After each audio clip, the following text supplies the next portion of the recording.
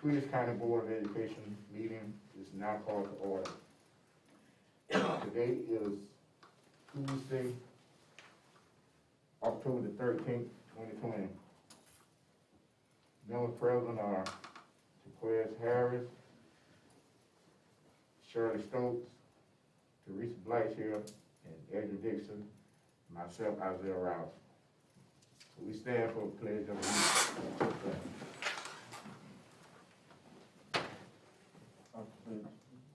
I pledge allegiance to the flag of the United States of America and to the republic for which it stands, one nation, under God, indivisible, with liberty and justice for all.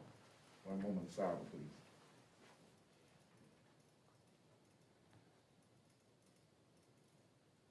Thank you.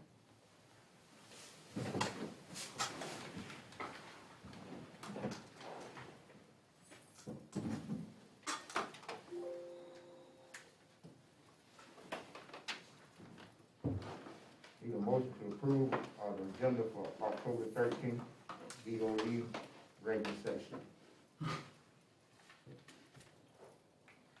I would like to make the motion to approve the agenda with amending to include legal in executive session.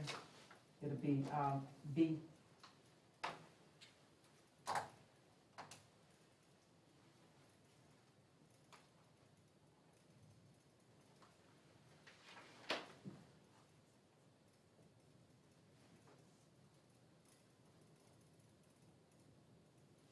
Second.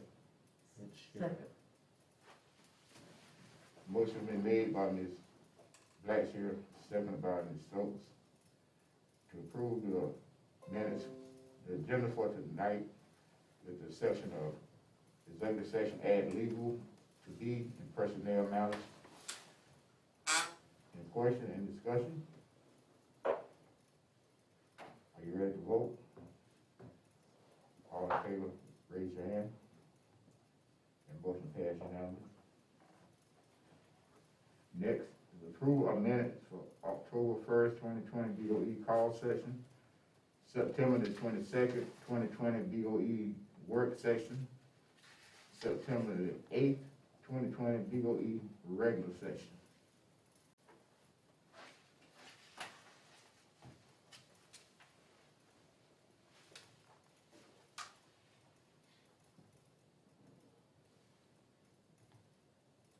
You all have time to look over that.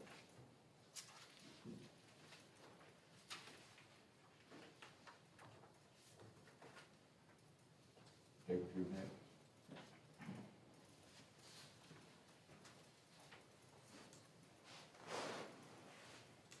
I would like to make the motion to approve, if everybody's had time to approve all three of the minutes.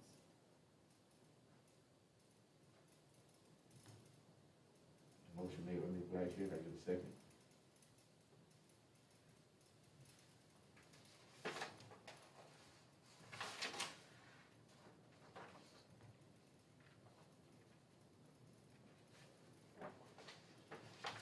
Ms. Stokes, you finished reading? I can't vote on, Did you view? I'll look at them when I get home. Second that motion. Motion made by Ms. Blackshear, second by Mr. Harris, to approve the minutes of October 1st, 2020 BOE call session, September 22nd, 2020 BOE work session, September the 8th, 2020 BOE regular session. There is discussion at this time. Are you ready to vote? So, raise your hand. That motion carries. 3-1, Ms. Stokes wasn't present for the meeting.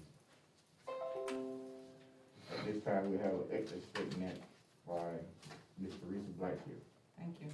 In accordance with regulations set forth by the Georgia Ethics Commission, it is the duty of every board member to avoid both conflict of interest and interest of such conflict. Does any board member have any known conflict of interest? We will proceed with our agenda.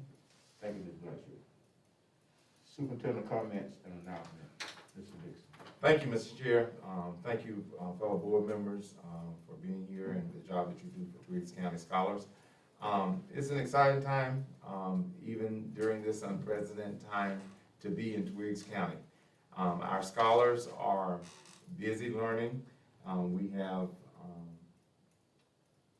enrolled K through 2. They are back in the brick and mortar building.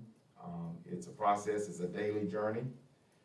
We will go with 3-5 coming in next week. We're on fall break this week, but we are excited about the things that are going on. As you know, we could not have our annual Reach event this year, and we had to rethink what we normally do to help our students that receive the $10,000 at the end of their senior year for their Reach scholarships, how we were going to raise that money. We would have a big gala. We could not put on our gala due to COVID-19, but however, we rethought what could we do, and we did the stay-at-home tea, and we were able to raise a little bit better than $9,000 at that particular point in time. Now we're over $10,000. So we're excited about that. So we're excited about the job that Ms. Renata Woodley is doing with the program. I think it's in good hands, and she'll do a phenomenal job with it. So the money keeps coming. So for those of you that I have not received the checks from yet, that are on Facebook Live, please send those donations on in, because every dollar helps our students to further their education. This week, Bootstrap is going on in Athens, Georgia. That's Superintendent's Bootstrap is going. Mr. Sampson, who is here with us tonight, will be journeying on up to Athens. And I will not be attending Bootstrap. I will attend the legal conference virtually, so that I will have other staff members here in the boardroom as we're trying to just rethink and make sure that we still get the knowledge. But I did not attend Bootstrap this week. So, Madam, Mr. Chair, that completes my announcements at this time. Thank you, Superintendent Dixon. Our business agenda tonight, item A, Pandemic Plan Phase 2. It's an information item by Mr. Dixon. Thank you once again, Mr. Chair. As we began with this year, we had great plans to begin that first week of August with school, and our plans were changed. Then we had plans for August 17th. Those plans were changed from brick and mortar to virtual. All of our students started out virtual, and we did our first 9+ weeks virtual, every student. We started our first phase in with pre-K and our access students, and I think that was a good start for us. We left from pre-K and our access students, and we phased in K1, 2. So here we are now looking at 3-8. I think we're very confident in handling probably 3-8 and getting them back into the building. I would like to say to the board that I will be monitoring 3-8 very heavily. I'm a little cautious about where we will move with high school, with them being in the same building with our 6th through 8th graders, just from the mere fact that we share a media center and that we share a cafeteria, we share a gymnasium. It's just going to be kind of difficult to maneuver some of those things. So we will be monitoring that. There may be, our plan is to bring them in another week, but that plan may be delayed depending upon how the transition goes with our 6th through 8th. I'm more confident that we've got our little ones in. That was the most pressing to me, that we have them in and going. A high school student can make a choice to log on or not to log on. We owe them the very best that we have to offer, but at least they can make a choice. Those little babies, that some of them, we needed them before us. So we're trying to keep our staff safe, trying to keep our students safe, trying to keep our employees safe. It's just a whole lot that has to go into every decision. So board members, just keep your phones on, day by day, hour by hour, because any decision could affect another decision. So that's where we are with phase 2. Thank you, Mr. Dixon. May And I will entertain any questions that we have, or, you know. Okay, I just want to ask, how's the enrollment now? Is it up, or is it, how many are doing? Enrollment is picking up. You know, when we started out with pre-K, I think we started out maybe with 6 in one class and 8 in the other. And the pre-K classes are practically almost full now. So enrollment, I knew that it would pick up once we came back into the buildings. So we are picking up some. So I will have an exact number for you at our next meeting. So you're saying the numbers is better in person than virtual? Yes, yes, sir. Yes, sir. Yes, sir. Anybody got any more questions?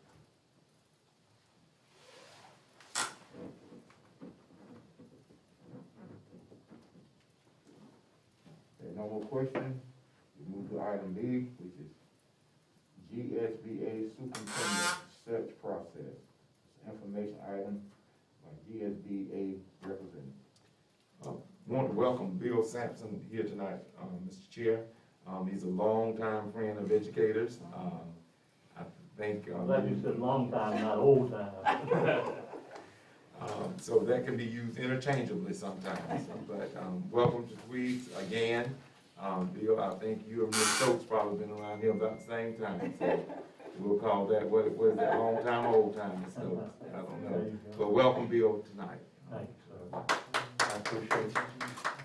Let me first bring greetings from our Executive Director, Ms. Mallory Wilson, and Dr. Sam King. Dr. King called me, and of course I talked with Mr. Dixon and talked with Mr. Rouse about being with you tonight. And I just want to thank you for the opportunity of letting GSBA work with you on leading this search. I know you've already passed that resolution, and Acting Chairman Rouse has already taken care of executing that contract. So we're in good shape there. Now, Mr. Chairman, with your permission, I'd like to share some information with the board. And I promise you, we're not going to try to cover all this stuff tonight. But we do have some information that we do want to, for you to be able to look at and follow along with that too.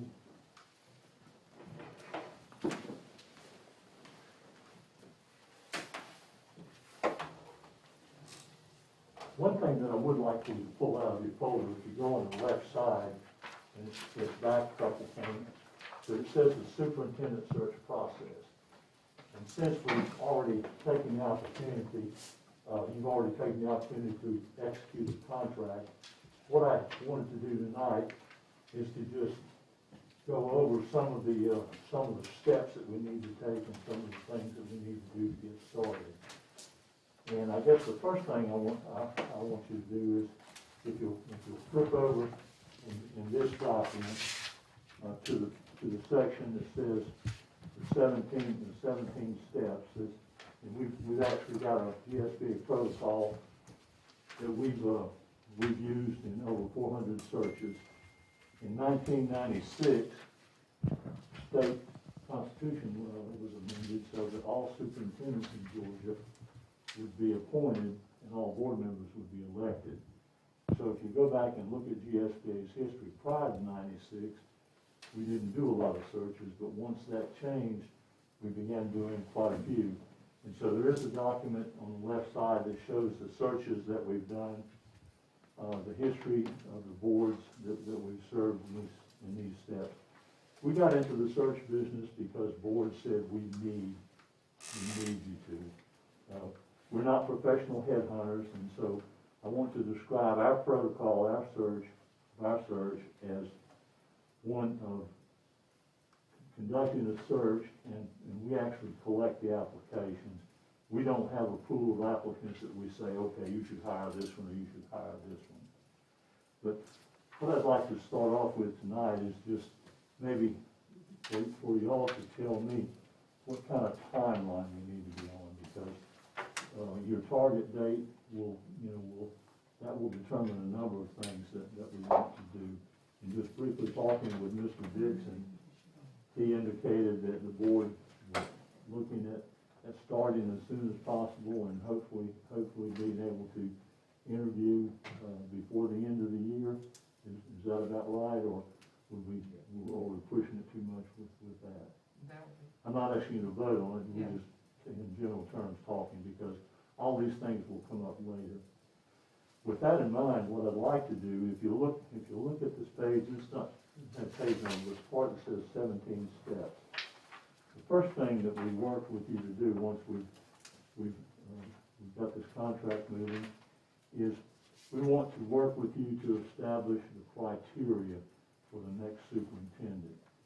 And what I would like to do with to get this started is in the morning, I will send each of you, have it sent from GSD office, send each of you an email, and it will be a link on a survey, and it's just for board members. And if you click on that, it'll ask you some questions about qualifications for the next superintendent. And I'd ask each of you to do that as soon as possible, because once we get your input on that, we'll collect that information and we'll prepare a list of qualifications that will come back to you as a board, and you will say, okay, we like this, we want to edit this, but you actually approve it.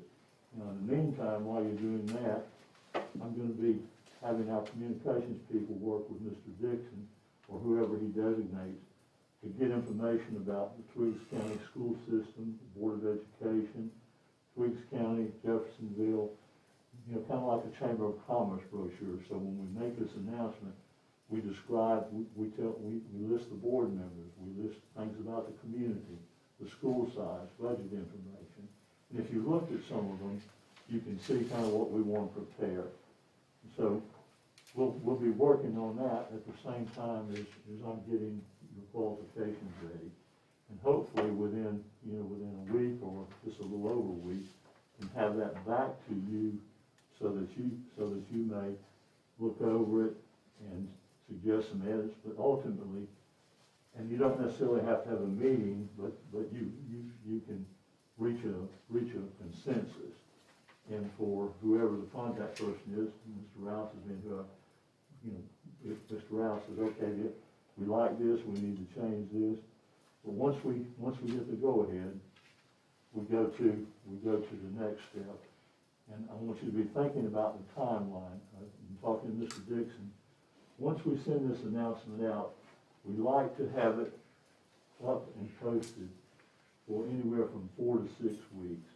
6 weeks would be, if we're pushing for time, we may want to go a little, 4 or 5, and take a look at that.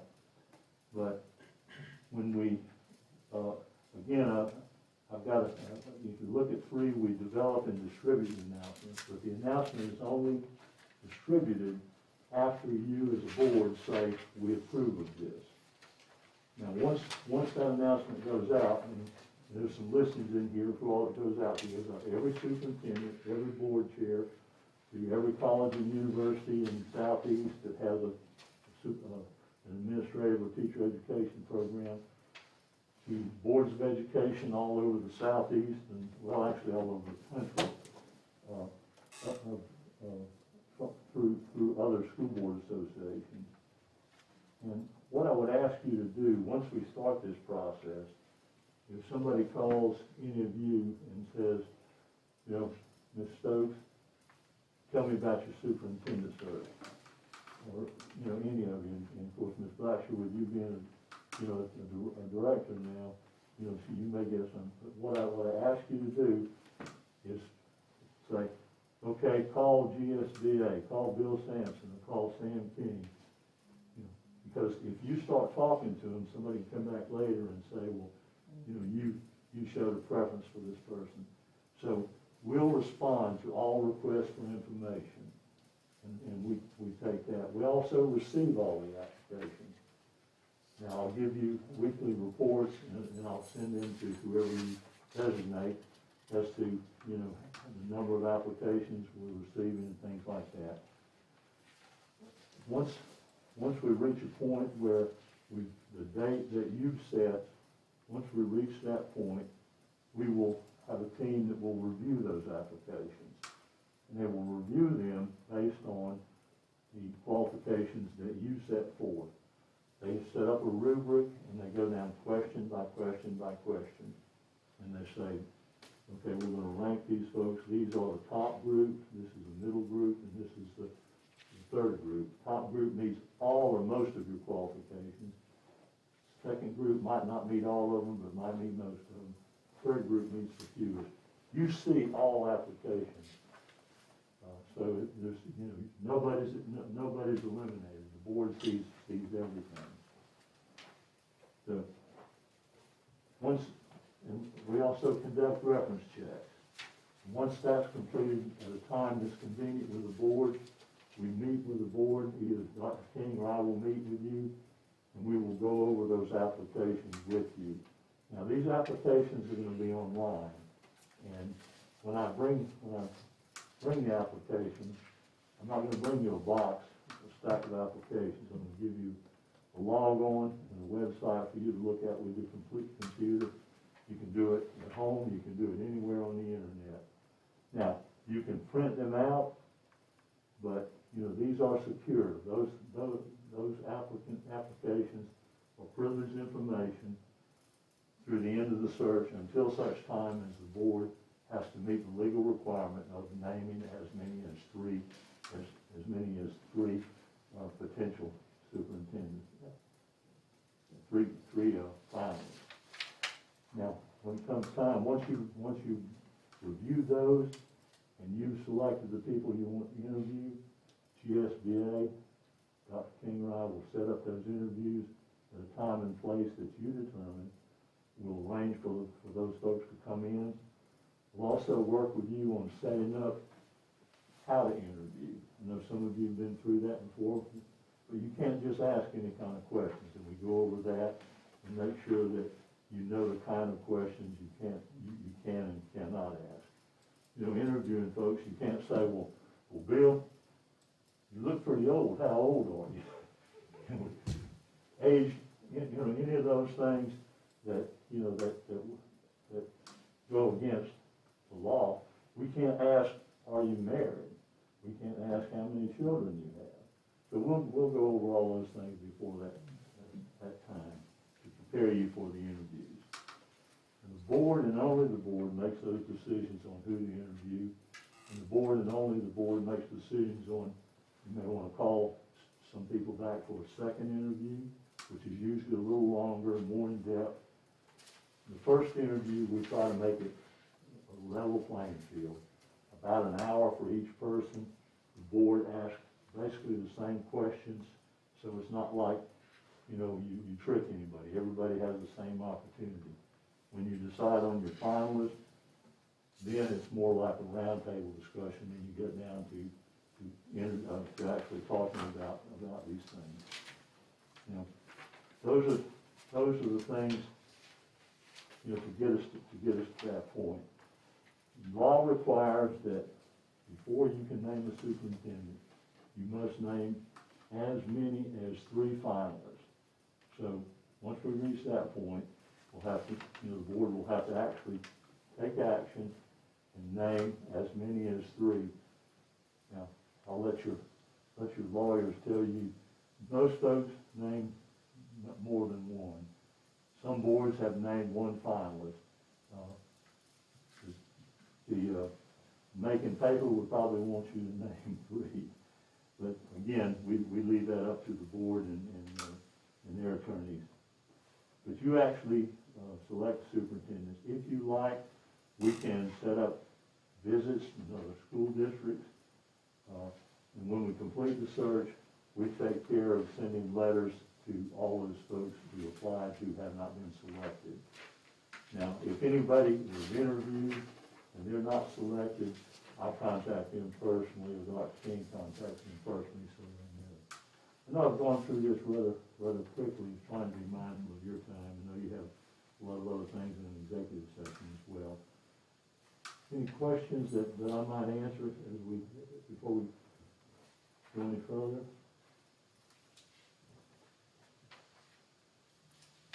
We appreciate you coming down, Michelle. Well, it's a pleasure, and I appreciate the opportunity of working with you. And like I say, this is not, you've contracted with GSBA, and I'm merely a field representative for them. And our whole staff will be working to get you the best qualified individuals that we can.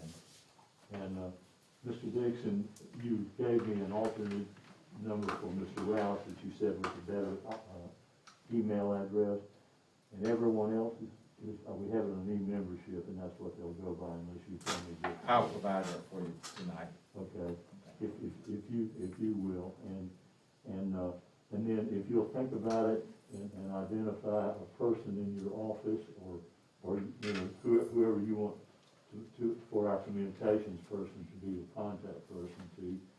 Now, then we will get started on that part right away as soon as your staff has an opportunity to. And then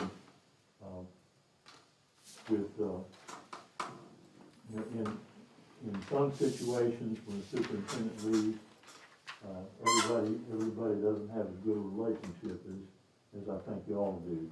And I know that there's a great deal of trust between the board and the superintendent, and that's very important. And as you look to your next superintendent, I hope you'll keep that in mind, that you want a person that you can build that level of trust with, because that's what it's all about. And, if Mr. Rouse, since I've contacted you, would you like for me to continue providing information through you? May I call you on your cell phone or send you emails to ask questions? You can, sir. And then, if need to, you can refer me to Mr. Dixon. Yes, sir. But with your permission, I'll also keep Mr. Dixon apprised of anything we need. That meets with everybody's approval. We're good on that? Any other questions? I'm glad we got to see you before winter time. Cause I miss going to the conferences and all. Well, it's gonna be virtual this year. Yeah, So, so we can get to see each other. I know you don't get to see each other. That's about the only time I got to see y'all lately, and so we missed Savannah, and, Yep. it is gonna be virtual, and it's not as good as being there, but, law still requires you to get your training, Yeah. and you'll be able to do that, and won't have to pay a hotel bill anyway. So, we just want to keep everybody safe, and again, thank you for this opportunity, I appreciate it very much. Thank you sir. so much. Thank you for your My information. pleasure. Thanks for your presentation. Next is, item C, with the district attorney search. Mr. Dixon, representing.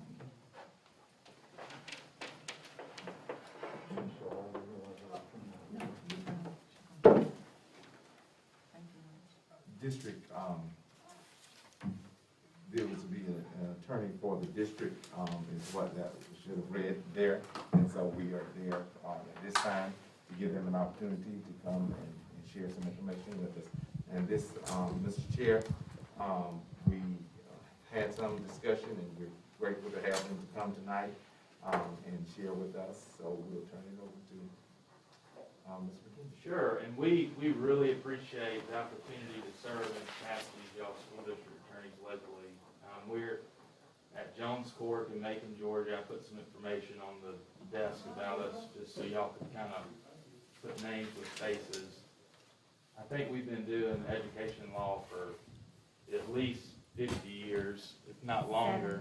70 plus years, and we've been around for 140 years. So we've managed to do something right in the middle Georgia law world for a while now. My name's Collier McKenzie. I brought Renee Rainey and Cannon Hill with me, and I just wanted them to be able to introduce themselves as well. A little bit about myself. I do mostly, contract review, construction advice, public finance, bond work, and then also general day-to-day advice.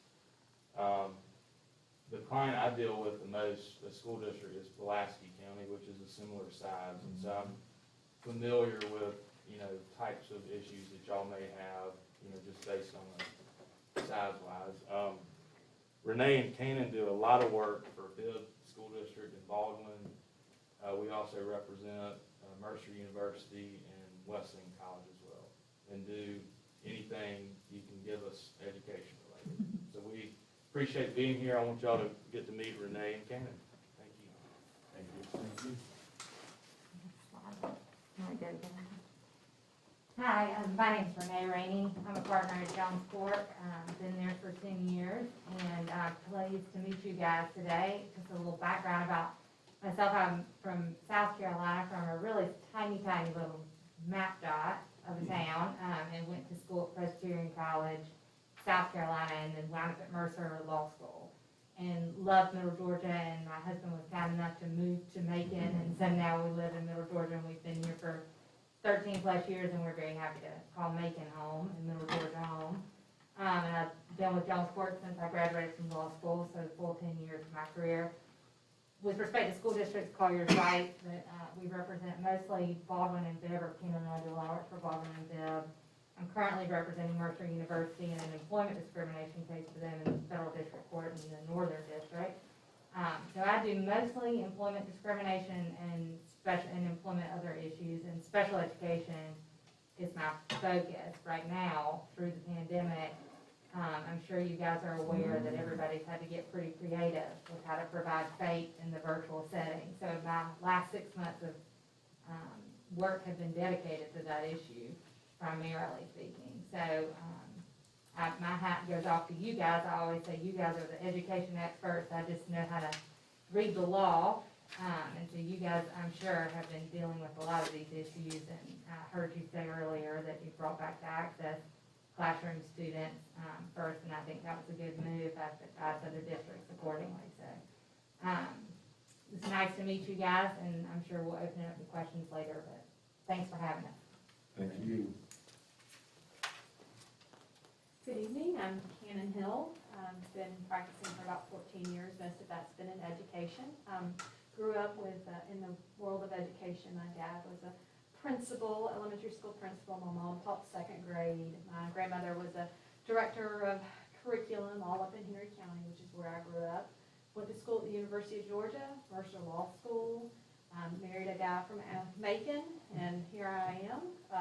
My family moved briefly to West Virginia, and while it was wild and wonderful, I was very glad to return back to Macon, and where it's a lot warmer, and a lot more football, so I enjoy that. I have 2 boys. I have a 4th grader and a 1st grader, and I agree with you. Having those babies in school, there's just some things that you cannot do virtually. Reading, phonics, writing, it's been amazing what a difference being back face-to-face has made for my boys, so my hat's off to you. I know that there's no easy decisions these days.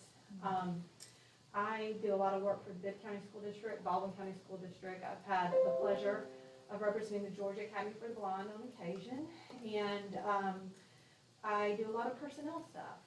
So I've been very busy the last several months advising school districts and private employers on COVID-related laws, trying to get people to work, help those that need assistance, those things that we have to do to take care of our people. So it's been a difficult time for everybody, but you get up and you make the best of the day.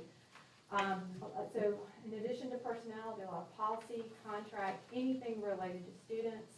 You never know what kind of question or issue is going to be presented. Absolutely. And we take a team approach.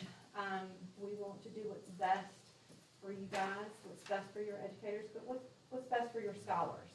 Like you said, I know that's why you guys are here every day, and we want the school district to be successful, and we want your scholars to be successful.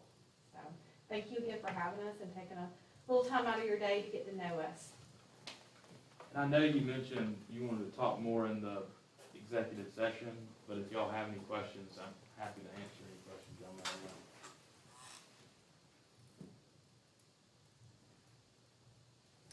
Alrighty. We'll stick around. Thank you. Thank you. Thank you. Our next item will be item B, audit update FY19, Mr. Austin.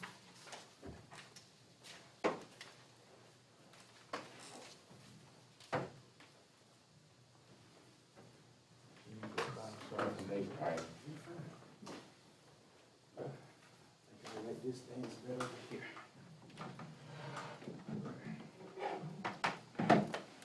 Good evening, Board Chair, Board Members, Superintendent Dixon, constituents of the community. So I want to provide a FY19 audit update. In your packs, I have prepared a detailed letter that talks about some of the highlights, impacts of the actual update, but we're in a good place in our audit. We are coming to the last leg of our audit. We're submitting final documentation as we speak, which is a good sign that we're wrapping things up. So far, we had a lot of positive reviews from the auditors. They're very pleased with some of the things that we have corrected from the past. So we're addressing a lot of those particular issues at this particular time. So one of the great things about audits is that you really find out how can you improve, how do you better your stewardship, and how do you determine other opportunities. In that, in 2018, I was tasked with the opportunity from the auditors to clean up some items that took place in fiscal year 2005 onward. And for those who are not familiar with how a year closes out, a fiscal year closes out, in September of 30th of each year, we have to close out the fiscal year to be compliant. My tenure started here August 28th, 2018. And so upon me getting that message, it was very overwhelming to determine a plan in order to correct that many items within a short period of time. From 2005. From 2005. So to say I had a lot of research and opportunity to discuss that time frame did not allow that. However, to be proactive, I did talk with staff, talk with administration to create a 2-year plan that would address that. So this would be the first year that a lot of those items were cleaned up. Now, the good thing about this is that we are moving toward a direction that keeps us compliant, make sure that we're reporting all the particular items, and that we are more current than we have been in a long time. Okay? Now, the implications of that is 2 things. One implication is it could have an impact on the existing fund balance. Here's why. The impact is existing because of some of those entries were tied to the fund balance account. Meaning, if we move that particular item, then the fund balance could be impacted negatively or positively. That's just the nature of the entries. So that was an opportunity for us to really look at some of the things and make those changes. Okay.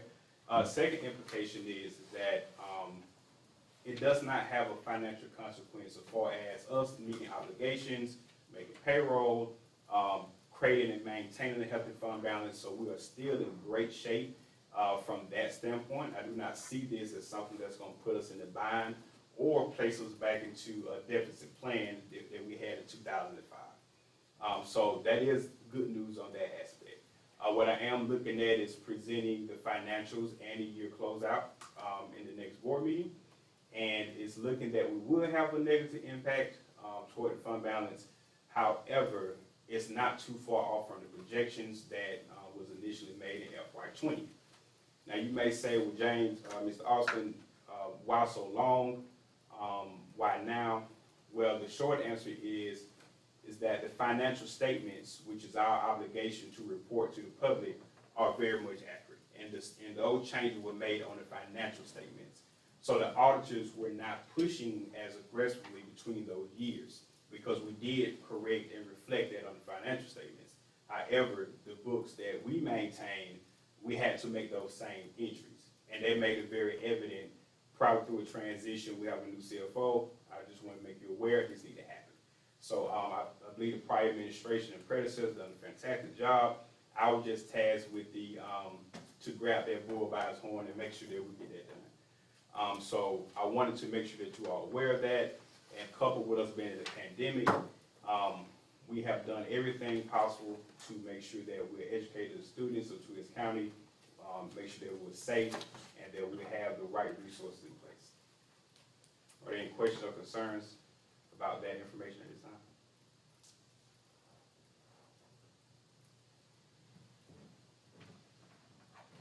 I think Mr. Austin has done a phenomenal job with the task that he has inherited and that he has taken on to help get us straight. And this is something that's come up year after year during the audit process prior to him, as well as since he's been here, second, third week on the job? Yes, sir. But it was a daunting task. So we are grateful that you tackled the board, and I think the board will be in better shape going forward with these things being taken care of. Absolutely. Board member John, have any further questions right now? Okay. Thank you, Mr. Austin. Yes, sir. Next item, item E, athletic, band, and Air Force ROTC supplement action, Mr. Austin. Yes, sir. We've approved athletic supplements, a lot of the auxiliary supplements in the spring of the prior year.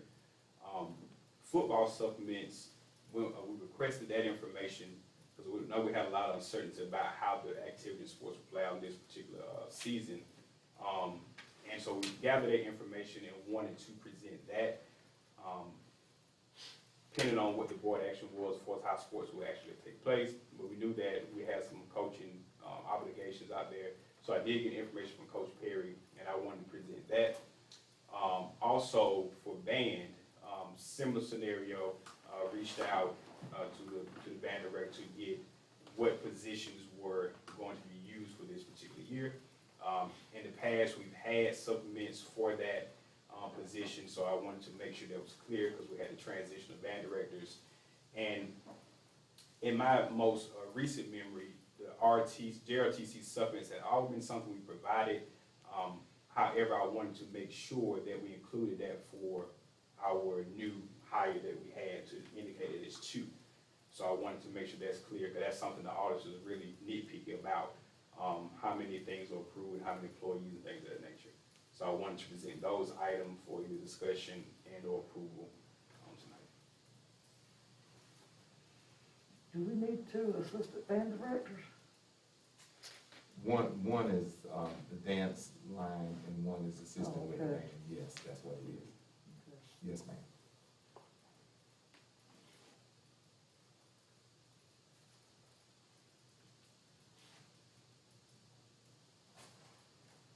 Any questions?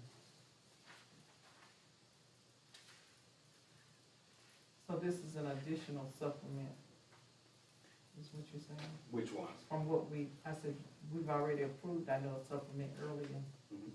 This is additional. It's not additional. Band and JRTC, we've had those in the past. Mhm. So we've already budgeted for these particular items. Due to the uncertainty of how those positions will be handled, that's why they're here. Football has always been there to just make sure we had the right amounts and things of that nature. So as I got information, as I got more clarity, I just wanted to go ahead and present those. I didn't have this information as readily available in the spring that I do now. So before we make any payments to anybody, I wanted to make sure that this was clear with the board and the community. And this also helps us with the auditing process, because we're trying to work towards getting clean audits. And the auditors want to know, has the board approved every amount of supplement, every amount of transactions that we do, so. I think the question on the table is, why didn't we approve these supplements along with the traditional supplement? That's a great question. that this, a good portion of this information wasn't available at that time. We had the athletic supplements that were provided, those were approved.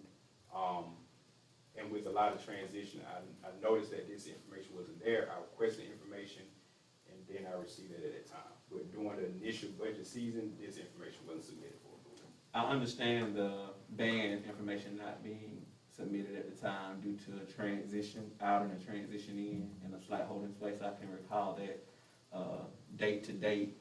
However, football supplements concerned me because we went line item by line item to approve the athletic department's supplement per sport. And I do believe that we approved the supplement for the football coach, the head coach. We did approve the head coaches. And this, and this is something that has been done traditionally, that the amount that was approved for football supplements has been aligned to, given to the head football coach for him to distribute out to his staff. And so that is one of the reasons why we are just now getting that information and bringing it to the table. So that is like an allotment for the head football coach. An allotment, that's the way it's been done, yes, sir. So this money already been budgeted, though, right? Yes, sir. Yes, sir. Yes, sir. It's already been budgeted. This is his line item allotment of that budget. And it could change per coach. If another coach get the same amount of money, he might not pay his defensive coordinator. We saw that. Right. One So coach, each coach decide what he gonna do. head football coach. Yeah, as far as who he gonna pay. That was the historical way that it was done ever since prior me and since I. Yeah, I know since I've been at this. Let's back up. If the funds were already allotted, when did we approve those? That was in spring, when we did the original supplements. There was two, it's broken up by schools, so you had middle and then high, and there was a total amount at the bottom. And that amount was the total allocation for the athletic supplements.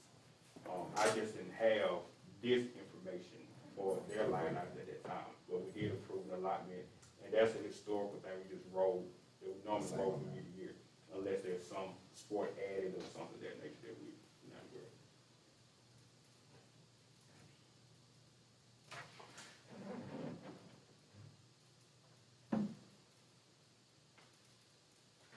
I'm confused. There was a item at the bottom that we approved an overall supplement. What concerns me is we reduced supplements this past budget season.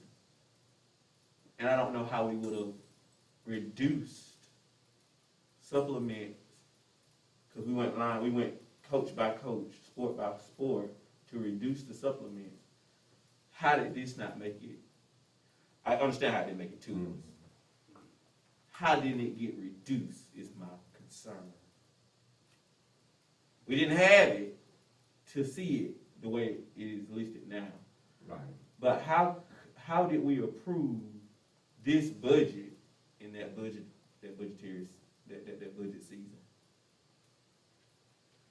So administrative supplements, we did make some reductions too.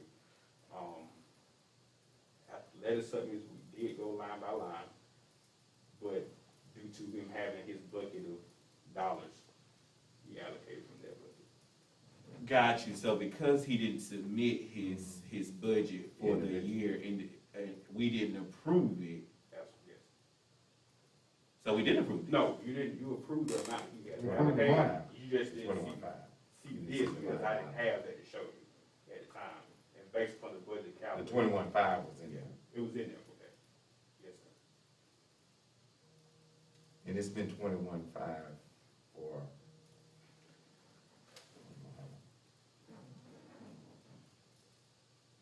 But I get your point of it would, may have been cut as well. It would have been cut. However, And I understand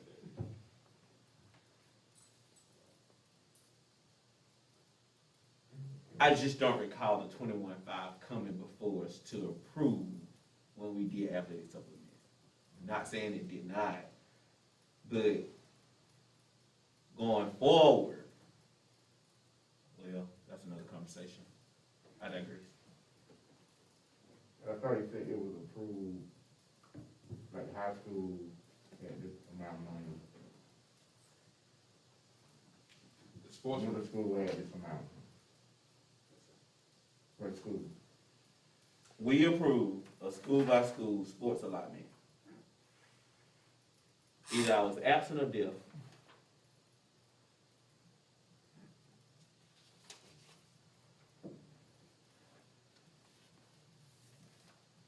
And I'm sure, Ms. Dawson, you probably can, on that sheet, And because it's traditionally done like this, it wouldn't have sparked. tell everybody. It would have sparked everybody else because it's traditionally done this Right. way.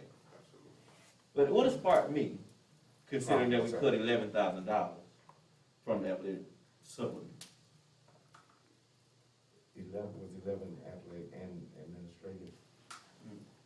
because some of the coaches were on the administrative side, so that may. Yeah. Coach saying it.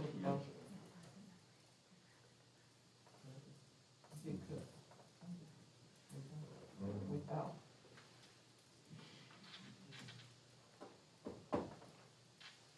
What concerns me is,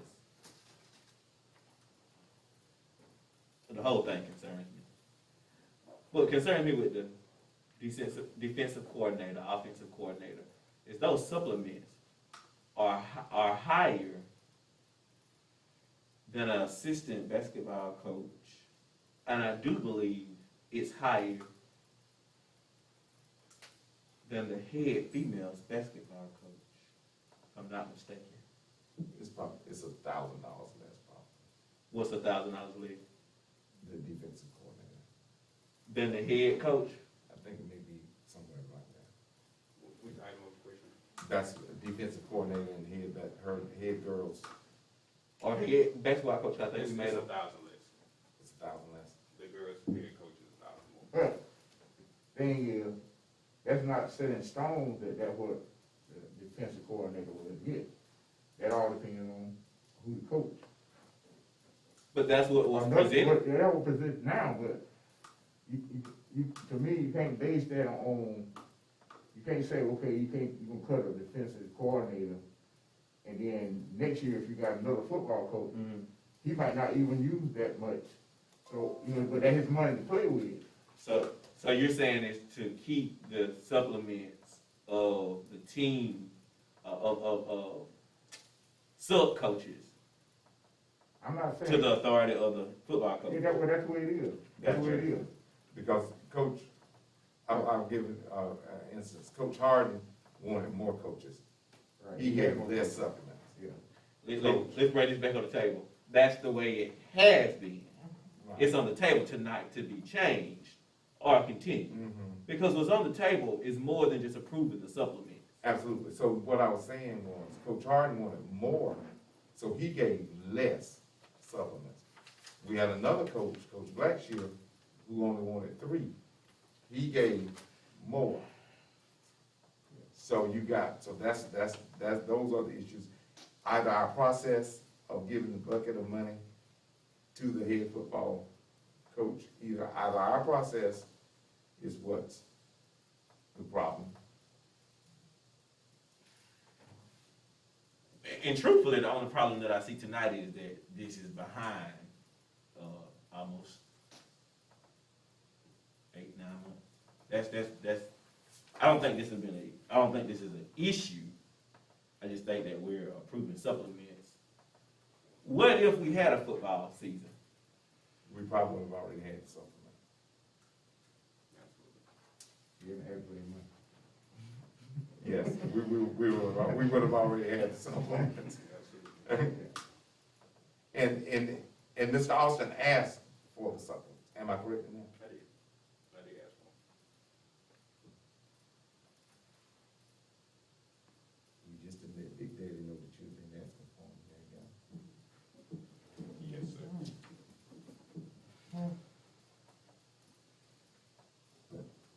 That's where we are.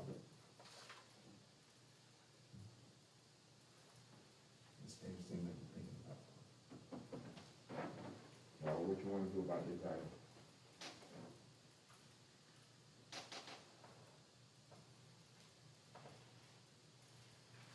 Who is this traditionally presented to?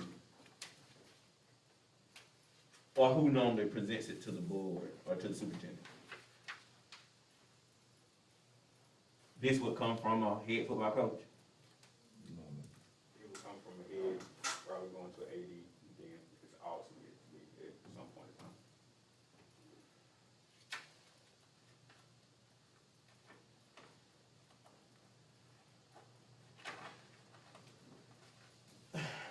Two concerns. We've gone through the preliminaries, good conversation.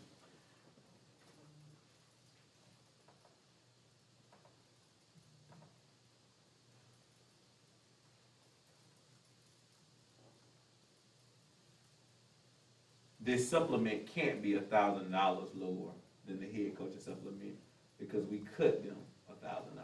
It was never $6,000, it was $5,000. They have to be equal at this point. You cut the AD, you cut head coach also, or you left it alone? We didn't cut the head coach, we just cut the, We couldn't hear football coach. we cut the head football coach. We And didn't we cut cut the the AD. AD. We cut the AD at the 5, then. We cut the AD. We left it at the 5. We didn't do, we didn't We put cut the nobody. days. We didn't put nobody there. We didn't We cut. cut the AD, but we did cut. We cut the some. AD, I'm sorry. We initially did restore it, and then we reduced days. We came back and reduced days, I do recall that. Yeah. We reduced the days. We reduced the days, that's okay, so, but if nobody's AD, who getting days then? I mean, Who doing Nobody. my the job? supplement is 5,000, right? It was. That ain't kind of days. That's the question that we was asking, right? Supplement is 5,000. So we did not cut the supplement, not cut them days. That's the way I understand it now. Correct. This conversation goes a little further for me because there's no way possible that you can have an AD supplementing for $5,000 to oversee all athletic activities and then giving their offensive or defensive coordinator $4,000 for a seasonal sport. So this would have been necessary during budget process because I would have. But if you give a coach the amount of money, you can't tell him how much to give his coach. The problem is, this may not be should not be the coach's job. This should be an AD's job to disperse the funds. Nah, I don't agree with that. Well, you don't have an AD, so it don't matter now. Right, I'm saying, every coach, I am. every coach, I think, no matter what sports it is, the coach should have be entitled to saying, you give me so many dollars, who I'm gonna give my money to. Football is the only athletic that we do that for, though. Yeah, but that's not one require more coaches. Multiple coaches. Yeah, the sports require multiple coaches. I know, that ain't what I'm saying. I'm saying other coaches do have other sports do have other coaches. But they don't have no but assistant coach, most of them. I mean, you can take that football there, you can have a line coach, you can have defensive coordinator coach, you can have one just for the Special quarterback, teams, you can yeah. just stretch it out to whatever you want, call him who the coach is. So like you said, Coach Harden, he won a whole list of people. But that was all the money he was getting. That's all the money he was getting. Yeah. So he do what he want out that money. And then we had one that had, didn't more but three. And he gave all his money to 3 people. Yeah. And it was more than 4,000. Yeah, well, this don't. I understand what you're saying, but maybe the allotment part might need to be worked on, or Oh, yeah. the process. Oh, well, either one don't concern me tonight because we don't have a season anyway, so we just approve it for the sake of budgetary for audit purposes, but we'll amend it in next budget season anyway. So I was open for discussion today, yes, sir. It's just formality.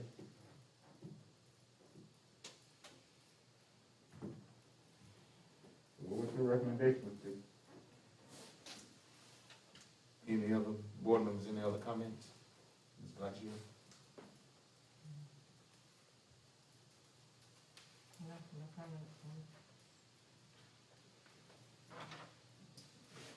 Ms. Stokes?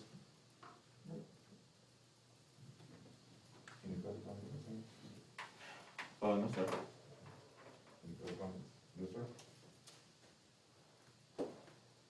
There are some concerns that I do have because we're in the pandemic. So my recommendation is that I will recommend that we not approve this scale tonight, and I will have further discussion with the head coach in regards to the pandemic situation, and I will bring it back at our next board.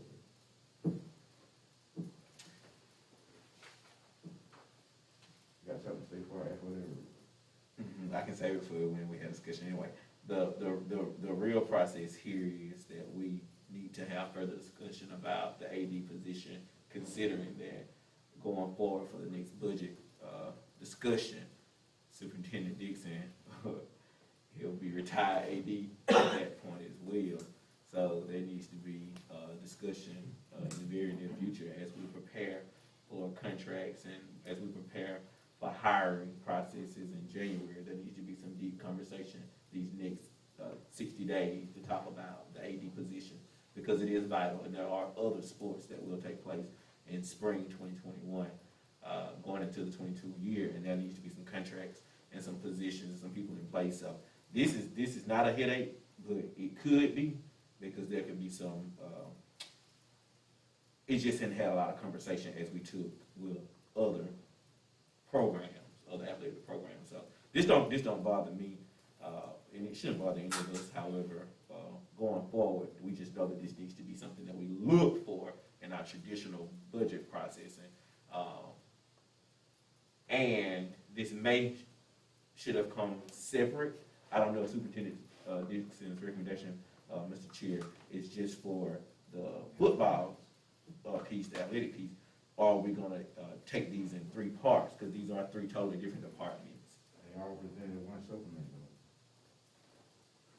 though. And That may be a problem also. Why? Why are they traditionally presented as one supplement? Junior ROTC and band along with football. Presentation purpose for the night, just put everything in one document, but they're not normally like that. They have their own individual. And my, the amounts do not bother me. They don't give me any gas at all. They give me some. They don't give me gas at all. But during this unprecedented time, I would just like to have a further conversation with our head coach to discuss just some things of where we are, and to discuss the roles and responsibilities, and we'll bring a recommendation back at our next meeting. Before we move on, just for clarity purposes, the point of conversation isn't a part of payout, because there is no payout to this supplement for this budget, for this current budget. Correct, because we would have to have this information prior to paying. So, Flag on the play. We agreed that everyone would still receive their supplements. It wasn't due to COVID. It wasn't their fault. So they have to get a payout. Whatever it is.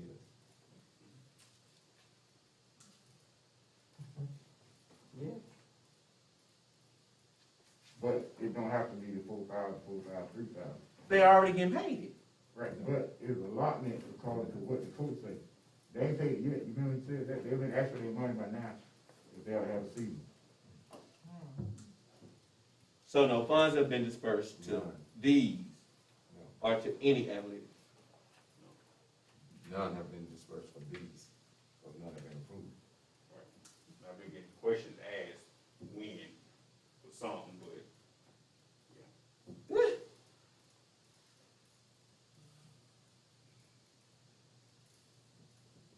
But it can be retroactive, we can fix it, everything's fixable. So we do approve it, they'll be okay. They'll get what's old. So that's not a problem.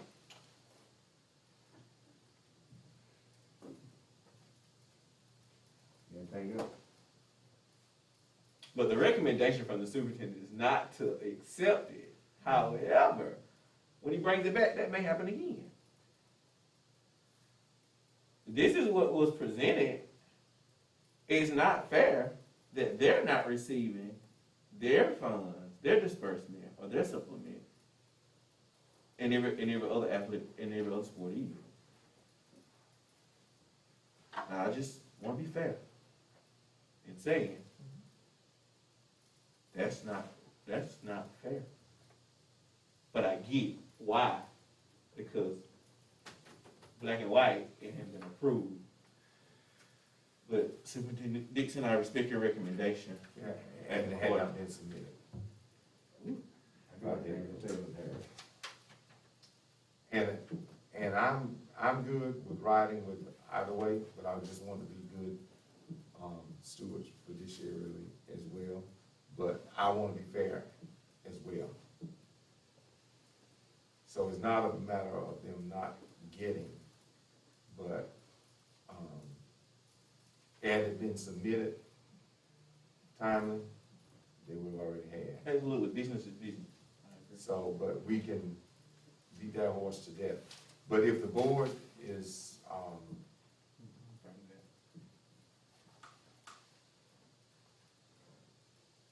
okay, Mr. Chair, Yes, sir. we'll bring your recommendation back at our next meeting. So, board's pleasure. So, I make the motion that we table for superintendent's recommendation to next meeting. Second. And that meeting date? Motion made by Ms. Blackshear, second by Ms. Stokes, to table the, athletic and band and ROTC supplement action 27th. item until, October 27th. until next board meeting, October the 27th. Yes, sir. Any discussion? All in favor? Raise your hand. Motion passed now. That's been all on our business agenda. We have a motion to move to executive session. I'll make that motion. I second. Motion made by Ms. Stokes, seconded by Mr. Harris. Move to executive session. Any discussion? All in favor? Raise your hand. That motion passed now.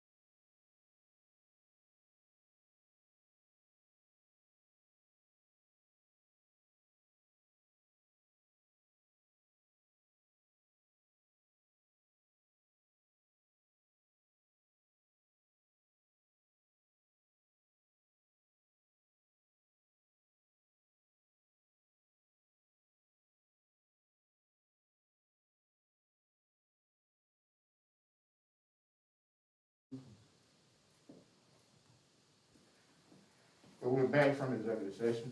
Give me a motion to exit, from executive session and move back into regular session. So move. Motion was made by Ms. Blackshear, second by Ms. Stokes, to exit out of, executive session and move back into regular session. Any discussion? All in favor, raise your hand. That motion carried now. In executive session, we, had two personnel items. One was a, resignation and one was a recommendation for a sub.